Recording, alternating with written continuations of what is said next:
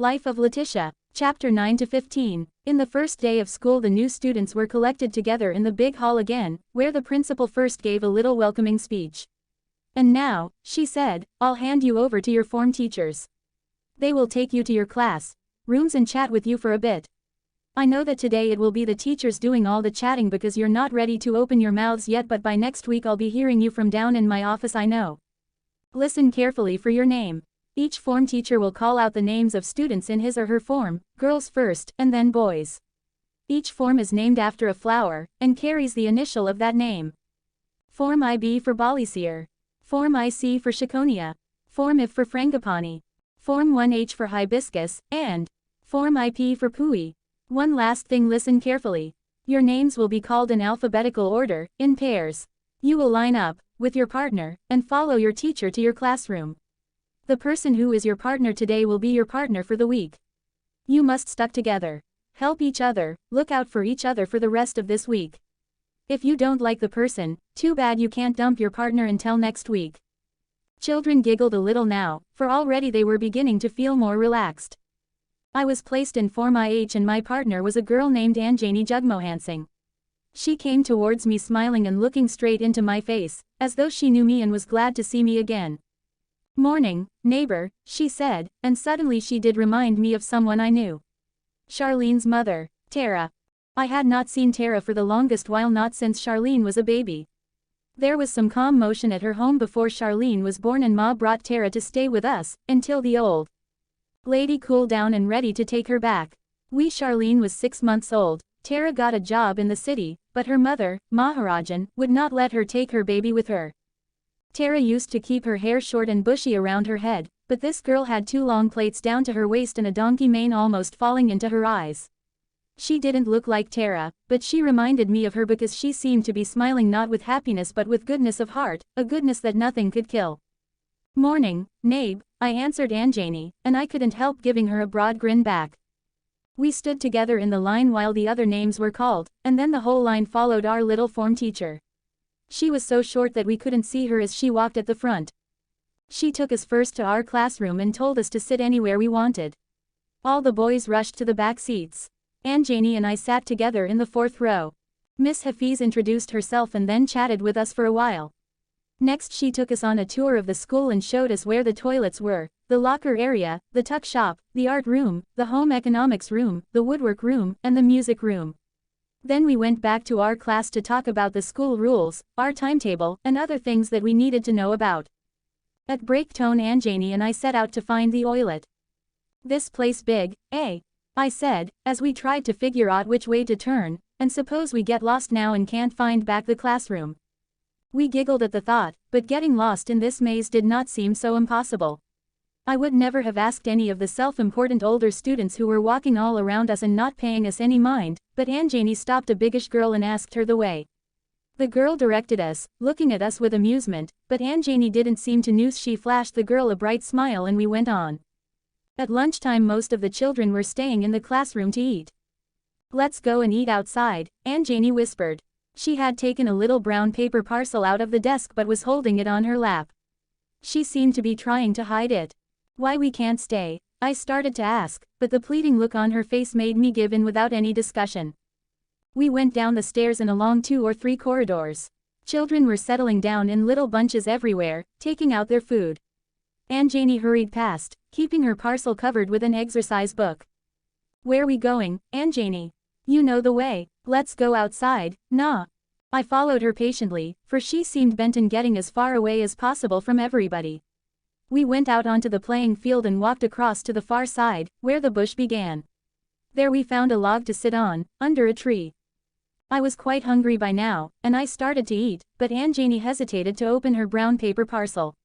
With a little half-smile she said, "Don't laugh at my lunch, you hear? Is not like what you have is only roti and takari." When she opened it, the Cefe's luncheon meat sandwich turned tasteless in my mouth, and I became quite homesick. Anjani's lunch smelled as good as the roti and takari that Uncle Leroy made for us. "That is the best lunch, girl. Why you hiding it?" She blushed and muttered something about town people. "Where you living?" I asked. "Orangefield," she said, trying to put a full stop to that topic. "Well, I living Bolliseer." I only staying in town to go to school. She seemed very impressed, even a little envious, but didn't say anything. You staying home in Orangefield? I asked, and she nodded. And traveling up every day? Yes, she said, and I wondered why she sounded so doubtful. I sighed. I wish I could live home. I don't want to stay up here at all. Who you staying by? Anjani asked. My father. But I going home every weekend. I ain't spending no weekend by he. Chapter 10. The next morning Anjani arrived very late, halfway through the geography class. She was embarrassed and flustered, as though coming to school late was the end of the world.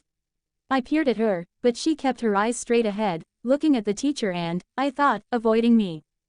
After a while I realized that she had no geography book, so I put mine where she could see into it.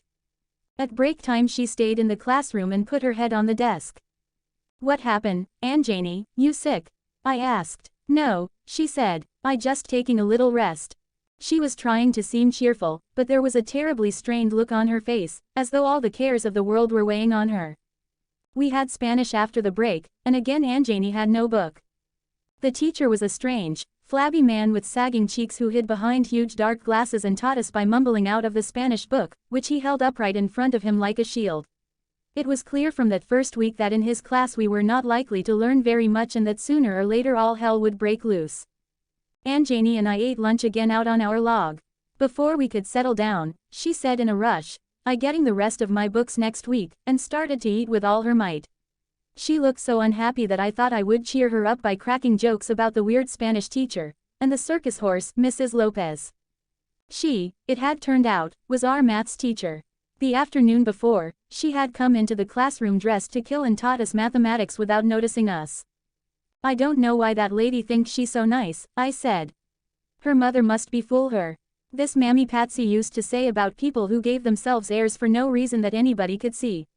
But the lady faced just like a foul bottom. Anjani giggled, and chatted quite cheerfully for a while. Then the cloud came over her face again. In maths that afternoon, Mrs. Lopez gave us work to do out of the textbook. I shared mine with Anjani, but she did not get much done because she could hardly hold her head up. She seemed to be fighting sleep all day long. Tea of the afternoon was physical education rest and Anjani of then have the PE uniform, but still and Anjani didn't the playing field with us. It was not long before she had to go and sit down in the shade of a tree. There was heavy rain the next morning, and many children were late, among them Anjani. We were over in the home economics room, a big, pretty kitchen with shining bright sinks and stoys and tables, and a teacher like a mother hen. Mrs. McAllister never sat down, and as she fluttered about from place to place, she kept saying, now, girls, tidy, tidy as we go. And, into your groups, how, girls. It was as if she couldn't see the 5 boys with us, large as life, who had chosen to do home EC instead of woodwork. By lunchtime the rain had stopped, but it was too wet to eat outside, so Anjani found us a new spot, a space behind the lockers where abandoned, broken furniture was stored. Students came to their lockers every now and then, so Anjani never took her roti out of the paper bag. She would put the bag to her mouth and take a quick bite, close the bag and hold it on her lap again while she chewed. When we had finished eating, we went back to the classroom, where many of our classmates were still eating lunch or simply playing around. The rain had kept everybody inside this lunch hour. Anjani put her head down on the desk and, amid loud talking, laughter, and ruction, fell asleep. Chapter 11. On Thursday Anjani did not come all, and I had got so used to her that I the day feeling lost, to school it went through. Broken home in social studies that afternoon we learned about happy families and their opposite. The teacher taught us that children who did not live in a house with their own exact mother and father were living in a broken home. Children living in such homes were unhappy children. She stuck a large poster onto the blackboard. Was a colorful picture of some white people, a tall, square-jawed man looking ahead of him with great determination. A little woman with yellow hair who didn't quite come up to the man's shoulder, and next to the woman a boy and a girl with round, red cheeks, the boy up to the woman's waist, the girl up to the boy's shoulder. They looked like a staircase. All 4 were holding hands, and except for the man, who looked square-jawed and determined, they seemed very pleased about something that was not in the picture. When she had got the poster up firmly it kept slipping, and fell to the floor a few times, for the tape wouldn't hold. She told us to study it, and then draw in our notebooks a happy family. To the right and left of me, children were obediently drawing square-jawed men, women with flowing yellow hair, and children with cheeks like apples, neatly ranged in staircase order. The teacher was walking around complimenting them on their work. Then she was standing over me. Spread over 2 pages of my notebook were Ma, Pappy, Uncle Leroy, Mammy Patsy, Uncle Jamesy, Tanty Ma Nika, me, my sister, my brother, Carlisle, and all my first cousins. I was still working on the last of Uncle Jamesy's children, the baby, when the teacher made a little sound of annoyance. "Where are the husband and wife?" she asked, frowning. To get rid of her, I pointed out Ma and Pappy. "It didn't work, and they have all those children," she exclaimed in mock alarm. I didn't think it worth my while explaining anything to this woman, so I just sat and waited patiently for her to move on. "Now, think about it," she nagged, "can that family be happy?" "No, I don't think so. That looks like the family of the old woman who lived in a shoe." Not all of our teachers were foolish people, though. We did have some sensible ones. There was Miss Hafiz, our form teacher, who also taught us science, and there was the man who had rescued the circus horse from Ma on registration day. His name was Mr. Joseph, and he was our English teacher. In our first literature class, Mr. Joseph told us that there was one book on our book list that we could safely leave at home for the time being, and that was Tales of the Greek Heroes. We would read that book later, after we had written our own book. He said that Tales of the Greek Heroes was a book of old-time folktales like our Anansi stories.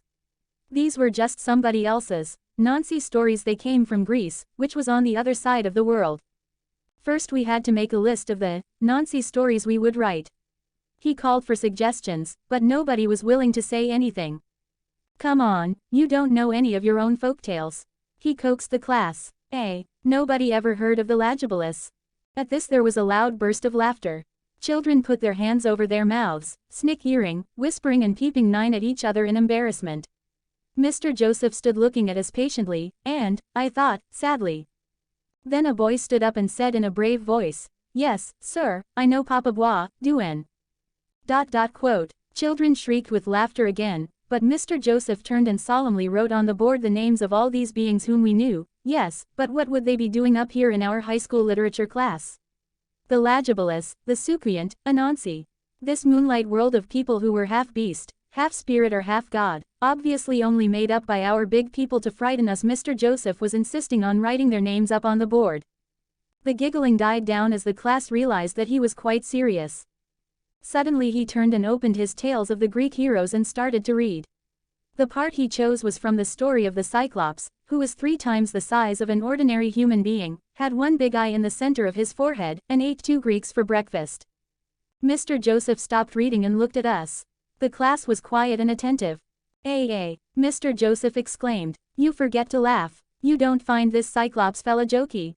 Picture him, one big eye in the center of his forehead, eating 2 fellas for breakfast. He not as jokey as the Lagibolus with her 1 good foot and 1 cow foot, leading foolish men astray in the bush. Or Anansi the scheming Spider-Man. The Cyclops not funny like them." Chapter 12. On Friday morning I got up very early. I was going home for the weekend. My bag was already packed, from the night before, and I would take it to school with me. It was the little traveling bag that Mammy Patsy had sent from New York since last Christmas. The bag was still brand new and smelled of mothballs, because Ma had kept it hidden away somewhere, in case she or any one of us ever had to go to the hospital. After school I would head straight for the bus station. I couldn't wait. I was very excited, and happier still to see Aunt Janie again. "What happened to you yesterday?" I asked her. I missed the bus," she answered. I could sense that there was more to it than that, but she wasn't going to tell me. In any case, I was so glad to be going home that I couldn't think of muff else. At the end of the day we walked in the bus machine together. I was almost skipping down the road, until I noticed that Aunt Janie was walking with a heavy step, and that while I had been chattering all the way, she only answered now and then in a small, dull voice, "What happened? Last, you feeling sick?" She flashed me a glance and shook her head, and we walked on in silence to the bus station. There we found a place to sit and wait. Buses were revving up their engines and schoolchildren skylarking all around us, but there were many people talking to each other quietly, under the din. I was determined to find out what was wrong with my friend. "You don't like the school?" "Yes, I like the school. I want to go to school," she answered quickly. "But I don't know if I don't know how I will get to go. Because you living so far. Orangefield, I knew, was another village placed like Suckle Trace far from the main road. But they were even worse off, because there were no buses at all running near them. If her family didn't have money for the taxi to Kagwell, where she could catch the bus, then this girl was really in trouble. You don't have nobody here in town you could stay by? She opened her eyes wide with alarm. You mad? They don't even want me to come out of the house. They want me to stay in the house. Then she began to speak slowly, quietly, as if to herself. My big brothers and my father, they saying that I go to school enough already, that I know how to read and write, and cook and wash, so what I harassing them for with booklist and uniform and taxi fare. She was overcome. Her eyes filled up with tears and she stared straight ahead. We sat in a helpless silence until it was time for her to go.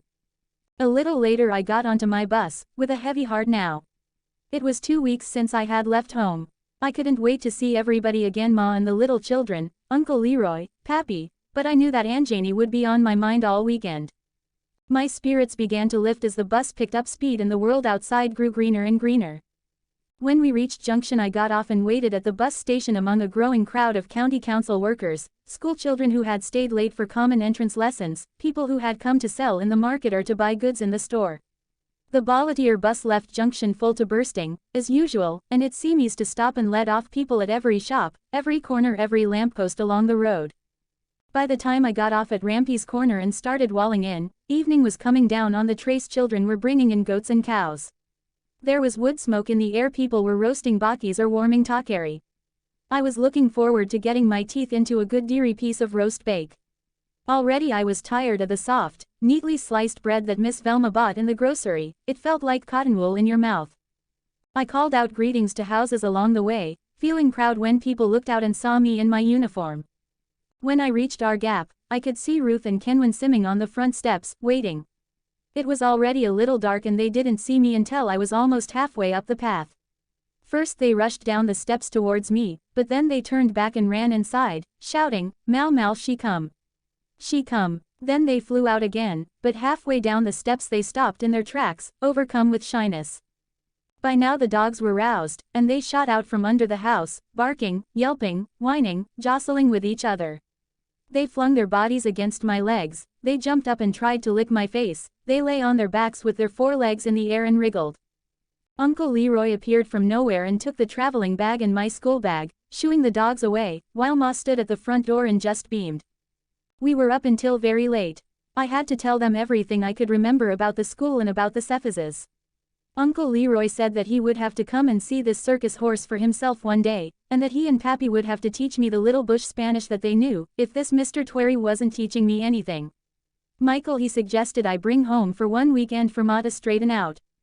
Every now and then my grandmother asked, "And how your father and he wife treating you, eh?"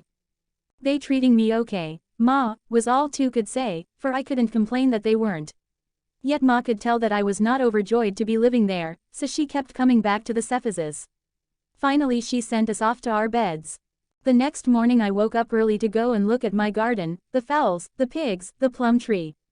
Later, after I had done my homework, I went down to the big garden with Uncle Leroy and Carlisle. Uncle Leroy said I was more use than Garble, who thought that weekends were for PIYing on a pretty jersey and stepping out to function to watch kung fu pictures. Carlisle weed to souffle the grin that leapt to his toes, and he began to work more furiously. There was a kung fu double on at the Odeon that afternoon and he was hoping that Uncle Leroy would let him go. "You see how he's smiling?" said Uncle Leroy. "Think this boy have girlfriend in Junction and all." Carlisle became quite flustered, and when he opened his mouth to protest, his voice came out in a croak, as it often did of late. Uncle Jamesy, Tanty Monica, and my cousins came up on Sunday. Uncle Jamesy brought his camera and I had to put on my school uniform and pose with my book bag so that he could take some pictures of me to send for my mother. I was getting ready to leave with Uncle Jamesy on Sunday afternoon, and as the time drew closer I must have started to look very miserable, for Ma called me into her room and shut the door. I was sorry to be leaving, yes, but a worried feeling had come over me, too, when I thought of Aunt Janie. "How your father treating you?" she asked anxiously, peering into my face. "He hit you? That man hit you? Tell me, tell me if that man raise his hand for you, because you know your Uncle Leroy would go down there now for now and break his backside. That man like to hit, we know he like to hit." She questioned me and coaxed me until I seemed to brighten up. Chapter 13. Anjani didn't talk about herself anymore. It was as though she felt that she had said too much already. Now she was reluctant even to share my textbooks in class, and kept saying that she was getting her own books next week. One day her pen spattered and we both got ink on our shirts. By the end of a fortnight I realized that Anjani had only one shirt, for every day one saw the same pattern of ink dots on her sleeve. Then she disappeared for 3 days. When she came back to school she was tight-lipped. She wouldn't breathe a word about why she had missed 3 whole days in a row. We were sitting on our log, far away across the playing field, eating lunch. I was questioning her, trying to find out what had happened, and she stubbornly refused to talk. I lost my patience and got up from the log. Well, we can't be friends, I reproached her, if we going to keep secrets from one another.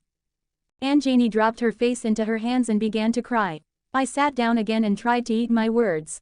I only making joke, Anjani. You don't have to tell me. Then, after a pause, during which she kept her face buried in her hands, I added, I know it was because you didn't have money. But I don't see why you shame for that. We ain't have no money neither, and I ain't shame. Slowly she lifted her head out of her hands and straightened her shoulders. She began to talk. On the Monday morning she had gone to each brother in turn, and then her father, for money to pay the taxi fare. Her mother had been squeezing money out of what they gave her every week to go to the shop, and giving it to Anjani to pay the taxi to Kegwell. But that week there wasn't a cent left over. Her brothers and her father had each brushed her off, saying they had no money. Then she had started over again, going back to her biggest brother, the one who had a regular job with the county council. He made a terrible scene. He told her he would break her foot if that was the only way to make her stay home and do her work. She was out of the house all day, going out early in the morning and reaching home near nighttime, leaving her mother to do all the work. Why should he waste his good money sending her to any high school, for she was high enough already and in fact a little too high with herself. She was already knew everything a girl needed to know. Why would she want to know more than her girl and mother? When her father and one brother set out for the garden, and the 2 other brothers went to work, Anjani and her mother picked some vegetables from her mother's kitchen garden, and Anjana went round the village with a tray on her head selling what she could. She did this for 2 days, and on the 3rd day was flat in bed with fever and a headache from having walked about in the sun for hours. Now she stopped talking and we both sat and stared across the field. What was to be done? I don't want to end up like my mother, Anjani said vehemently. I'm not going to end up like my mother, I rather dead. If you see how much work my mother does have to do when the day come. And only me to help her. After me is only little children. So only me to get up 4 o'clock in the morning and help her knead the flour so everybody could eat and get food to carry. Only me to help her bring water and bathe the little ones for school, feed the baby, wash everybody clothes, iron everybody clothes, sweep the house, sweep the yard, cook a ton load of food in the evening again. And they don't even see her, you know that. They don't even know how much work she doing. And she working day and night for them. She don't get to do one thing for herself. They just come home and eat, mess up the house, drop their dirty clothes. If it was me I would just walk away one day and leave them there in their mess. But when I tell her so, she does just shake her head and say, where I will leave them and go, Betty. I ain't have schooling, you want me go by the side of the road and beg. Chapter 14. Michael was trying very hard not to annoy me. He made sure to keep me in a good mood so that I would read stories to him. When I came into the room now, I always found it looking neat. But sometimes this meant that his cover was gathered into a heap and stuffed under his pillow, or that hiding under the bed was a mess of shoes, guns, clothes, cars, and marbles. Still, I only had to raise my eyebrows to get him to finish the job. He didn't spend much time at home. Every day he would come home from school and drop his book bag in the drawing room. Then he would go into the kitchen and lift the cover off every pot and peer inside. If he liked the food, he would stay and eat some. If it was something he didn't like, he would leave immediately, sometimes not even bothering to take off his school uniform. Miss Velma fretted and fretted. She begged him to do his homework, to eat some food, to bathe, to come home early. And Mr. Cephas, when he was at home and not polishing his car, sat in the drawing room and took his son in hand. Michael, take your book and come here. He'd call out in a voice like a policeman. Michael would look dismayed and spend as long as possible searching for his reading book, which usually meant that his father had to summon him again, this time with threats. Then he would find the book and walk with fear and trembling towards the chair where Mr. Cephas sat. The reading lesson always ended badly. For Michael couldn't read to save his life. He would guess and mumble his way through every sentence, and Mr. Cephas would get more and more exasperated, and bellow at him, and clap him behind the head every time he got a word wrong, and finally batter him with the book. "Where I get this blockhead?" he would rage. "Where? Man, this child going to make me shame. What going to become of you, boy? You want to be a cane cutter? Eh? You want to cut cane or make garden for your living? Eh?" "No, Daddy," came a meek voice. "Well, why you don't learn your lesson, boy? You want to make me shame. You want to be a good-for-nothing." Sometimes Mr. Cephas would work up such a rage that he took off his belt and started to beat Michael. At this Miss Velma would come out from wherever she had hidden herself, and plead with Mr. Cephas to spare him. Spare him so he could be a damn good-for-nothing. Is you that spoiling him, you know, is you that turning him into a damn good-for-nothing? And he shook the belt in her face. Miss Velma would haul Michael to safety, and he would hide in the bedroom, still trembling, until his father went to bed or left the house. Mr. Cephas also took a great deal of interest in my schoolwork, a little too much for my liking. When he saw me at the table with my books, he would hover over me, looking, as my mother would say, like the cat that got the canary. Sometimes he would sit in the drawing room and go through my schoolbooks, every now and then smacking his lips or giving out a foolish little chuckle. Miss Velma I still could not figure out. She crept about her own house as though she were frightened. I never saw her sit in the drawing room, and she only sat at the dining room table for Sunday lunch. She always spoke in a low, apologizing voice, especially when Mr. Cephas was at home. When he was not there she seemed anxious, and spent hours in the gallery like a dog waiting for its owner. But when he was at home it was as though she were hiding in corners and shadows. I wondered whether she had any friends, or family, for I never saw anybody visit her. On the day I went to church with her, she had joined a circle of her church sisters after the service. She stood chatting quite gaily with them until she looked at her watch and very abruptly left them. Ma said that Mr. Cephas was one of those foolish people who believed that white people sat at the right hand of God and black people under his chair, and that the next best thing to being white was to marry somebody white or whitish. So he had married a red-skinned woman to show how he was moving up in the world. But that didn't make a great deal of sense to me. There was nothing up about Miss Velma. Looking at her, you would think, instead, that there was something pressing down her whole life, like a plant in too much shade that couldn't thrive. Chapter 15. At home on weekends I tended my garden, and there was always something new, a hard, round baby pumpkin the size of a marble, yellow and maroon flowers brightening the pigeon pea trees, a bunch of baby bananas that seemed to have sprouted out of nowhere. These weekends were much too short. Ma made me leave for La Puerta on the Sunday afternoon. I wanted to stay and take the bus to school on Monday mornings, but she would not hear of it. One Friday there was a letter from my mother waiting for me. She wanted to know about my school, whether my father had bought my books and my uniform, and whether I was still comfortable in his house. Now that your father is helping you and the government is giving you your secondary education, I can try to do something for myself. I enrolled in night classes for the high school diploma. So you see, the two of us are going to secondary school together. But it is hard. After I finish work at the hospital, sometimes 5, sometimes 6 o'clock, I eat a sandwich, sometimes I don't even have time for that, and I run to the subway to get the train. When I reach the school I am tired. Sometimes I fall asleep in class. Sometimes I think I am too old to learn, that my brain is seized up, for I don't understand everything. One of the teachers is a lady from Antigua, and she takes pity on me and helps me with what I don't understand. It is hard, but I will fight up with it as long as I know that you all are okay. Tell Pappy he brought me luck. I wrote an essay about him and it got an A. We had to write about a person who has inspired you. Give everybody a kiss for me. Whenever we heard from Mammy Patsy, my grandmother would sit holding the letter for a long time, talking to herself. Off and on she would smile, and then sigh, and then smile proudly again. That evening she muttered about how since Patsy had gone, and now Lacey, she had no chief cook and bottle washer. It was now almost 2 years since Mammy Patsy had left for New York. She used to work in the garden and in the cocoa with Ma and Uncle Leroy. Pappy helped, too, whenever his back would permit, but they didn't let him do too much of the heavy work like cutlassing or digging drains. My mother also used to help Ma with the sugar cake and other things we made to sell. All the children would be sent out into the land to gather coconuts, and Ma and Mammy Patsy husked them with the cutlass. Carlisle and I helped to grate them. Only the big people could stir the pot of boiling coconut and sugar and spice on the fireside. They wouldn't let us come near the pot because, they said, the coconut could pitch up and burn a hole in your skin. When it was almost ready, I had to lay out the fig leaves on which Ma dropped the little blobs of sugar cake. I was in charge of brushing away flies until the sugar cakes were hard enough to be covered with a cloth. Later we packed them into the big biscuit tins. When palm ciders were green but full, we peeled them and set them in salt water with seasoning. I helped to shell tamarinds for the tamarind balls. Ma and Mammy Patsy used to go and sell all these things at the bus station in Junction on Saturday mornings and sometimes in the week. After my mother went away, Ma started taking Carlisle with her to help, but if Uncle Leroy needed Carlisle in the garden, I would go with Ma.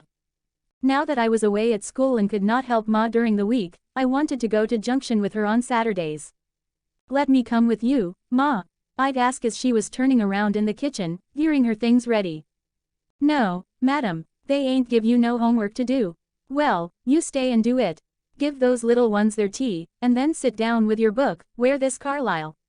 Carlisle, look, go and call that boy before he and me fall out this early morning." Carlisle was finished with school, but what was to become of him Ma said she did not know. Though he had warmed the bench in post-primary class for 2 years, she wasn't sure that he could read A, B, or C, or sign his own name.